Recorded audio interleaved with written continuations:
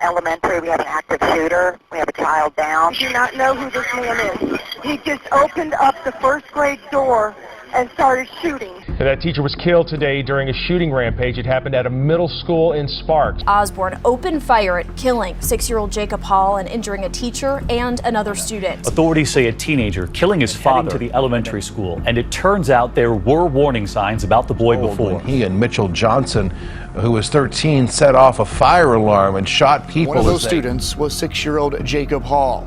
Jacob spent several days in the hospital before he died. Westside Middle School, 1998.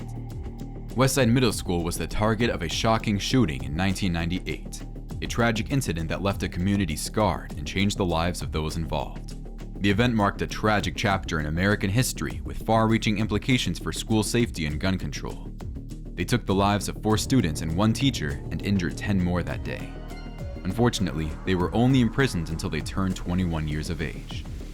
In the years leading up to the tragedy, the shooters, a troubled 13-year-old student named Mitchell Johnson and 11-year-old Andrew Golden, had dealt with serious personal, psychological, and emotional problems. According to reports, he was subjected to relentless bullying, leaving him detached and extremely tragic. Golden's life was just as ugly, with insecurity and a lack of emotional support. Before the shooting, hints about Mitchell's intentions had surfaced. Some students and teachers were alarmed by troubling statements, unsettling behavior, and an interest in violence. They were known to bully other students, and the students confirmed that both perpetrators fantasized a lot about harming the people around them. Johnson even threatened his 6th grader girlfriend, who ended their relationship. According to one of the classmates, he reportedly took the life of his classmate's cat. 3 months before the shooting, Goldman said that he intended to shoot some people at school, and Johnson told his friends that he had a lot of killing to do. However, these warning signs were ignored, tragically ignoring the impending danger. The night before the shooting, Golden helped Johnson take his mother's Dodge Caravan with 2,000 rounds of ammunition, 9 stolen weapons from Golden's grandfather's home, camping gear, and snacks. The boys intentionally missed their bus to Westside Middle School by hopping into the van. They arrived late, and Golden pulled a fire alarm around 12:30 p.m. during 5th period. Meanwhile, Johnson took the weapons to the nearby woods. Golden rushed back to the woods, where Johnson was waiting with the weapons. As students and teachers began to evacuate the school due to the sound of the fire alarms, the 2 boys began firing the weapons. According to officials, the shooting began at 12:41 p.m. Another teacher checked off students on her class list when she heard what sounded like firecrackers.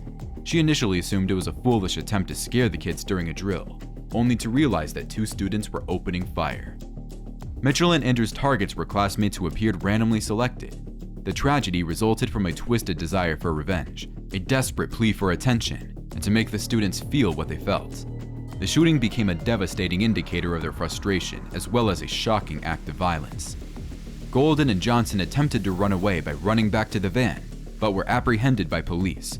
What did you and Andrew do at that point? I was sitting there after the shooting stopped, and Andrew had got up and left. According to a lieutenant with the Jonesboro Police Department, they were caught about 10 minutes after the shooting began. During the court hearing, the legal system faced the challenge of trying young perpetrators for such a heinous crime. The punishment aimed to balance the need for accountability with the potential for rehabilitation. I'm a survivor of a traumatic event. Mitchell and Andrew were trialed as juveniles. If it weren't for their age, they would have been sought death sentences. The court considered their ages and the possibility to reform, but they never changed. In fact, when Johnson was released in 2005, 2 years later, he was arrested for carrying a loaded weapon and possessing drugs. A few days after his release, he was arrested again for the same concern and for stealing a disabled man's credit card. At 24, he was sentenced to 12 years in prison. He really seems to love being an inmate. Nothing much happened with Golden, but in 2008, he changed his name to Drew Grant and applied for concealed carry, but was denied by police after a thorough background check where his fingerprints matched with Andrew Golden's.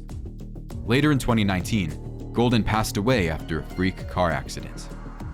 Andrew Golden was driving on Highway 167 when his vehicle crashed head-on with another. Were both killed in the crash. Sparks Middle School, 2013. On October 21st, 2013, a troubled 12-year-old student of Sparks Middle School named Jose Reyes opened fire at the school. Reports mention that he was physically abused as a child by his own father and bullied substantially by his peers to the point of isolation and depression. He wrote a letter before he took his life, and he claimed he was bullied and had taken antidepressant and antipsychotic medication. Many of his peers say otherwise. Before the incident, the 12-year-old had been showing multiple signs of distress, withdrawings, writings, and erratic behavior, which had raised concerns among his classmates and teachers. Unfortunately, the school administration left the red flags unrecognized, which was a shame. On the day of the attack, Reyes targeted one of the classmates in the shoulder. Michael Lansbury, his 45-year-old math teacher, tried to tackle him but got shot in the playground. He didn't survive. Our work is going to focus on the families and focus on our staff. We will have counseling sessions starting tonight. My condolences to our fallen hero, one of our teachers, amazing teachers. Reyes also attacked another student named Mason, trying to aid his teacher on the ground. Mason recalled in an interview with CNN saying, "Please don't shoot me, please don't shoot me," to Reyes, but he proceeded to shoot him in the stomach. That he heard the shots and thought that they were off in the distance, and he couldn't figure out why. Immediately after the shooting, Reyes shot himself in the head. The student who they believe is responsible will not. He took his own life. In the interview, Mason claims that Reyes was never bullied and would know because he would have stood up for him. When I got shot, I learned that they're not just a toy, they're a weapon, and they could damage somebody very bad. He says that he and the other student that Reyes attacked were all friends, which is why he was so confused about why Reyes was harming them. So he realized at that moment that Reyes wasn't a real friend. It's saddening to hear a 12-year-old feel such a feeling towards a friend who did something so deep to him. Because the shooter is no longer alive, there is no court hearing or punishment in this case. The focus has shifted to providing counseling and support services to those affected by the incident, with the goal of supporting them in dealing with the trauma and rebuilding their lives. The community held discussions about school safety, mental health awareness, and the need for effective preventative measures in the future. To add to the debate, Reyes got his weapon from his father's stash, just like most other shooters. It sparked discussions about the need for improved early intervention systems and increased resources to ensure students' well-being. Townsville Elementary School, 2016. On September 28, 2016, in the peace and quiet of Townsville, South Carolina, a 14-year-old kid named Jesse Osborne went rogue and attacked Townsville Elementary School, which he had attended since 5th grade. Osborne was reportedly a normal and sociable child with good grades and everything nice. But then, he got expelled for carrying a hatchet and machete, leading him to being homeschooled. It was revealed that he had experienced bullying at school and struggled with mental health challenges, including depression and anxiety. Before the incident, signs of Jesse Osborne's intentions had already emerged. He demonstrated troubling behavior and made disturbing statements online, indicating he was a potential threat. He was also obsessed with previous school shootings, researching and studying their details. Despite these warning signs, the gravity of the situation and the possibility of violence may not have been fully recognized or addressed to prevent the tragic events at Townsville Elementary School. On the day of the crime, Osborne drove into a fence of Townsville Elementary School and began firing into the air to alarm everyone. He attacked 3 students and a teacher and took the life of a 6-year-old student named Jacob Hall. Hall was shot in the leg and suffered from blood loss. Trying to find the hospital to see my baby, to know if he was all right. I still feel the knots in my stomach when I see him. He was immediately taken to the hospital but didn't survive and passed away 3 days later due to cardiac arrest. Some students claimed he was yelling, "I hate my life," as he jumped through the fence. 6 minutes after the incident, police apprehended Osborne as his gun jammed on the playground. During the interview, Osborne claimed that he purposefully threw his weapon as he felt he was going to hell for what he had done. Afterwards, he called his grandparents and confessed in the most unintelligible way, causing his grandmother to immediately go to his father's home and stumbled upon his unconscious father, whom he had shot before arriving at the school. Due to the gravity of his crimes, Jesse Osborne was charged as an adult in the subsequent court proceedings. He was found guilty of murder in November 2018. The 10th Circuit Solicitor David Wagner also told the judge to make sure Osborne stays in prison for life. He was sentenced to life in prison without the possibility of parole. He tried to lower the charges, but failed. Osborne was sentenced to life in 2019, along with an additional 30 years for the attempted murder. The victims and their families were deeply affected.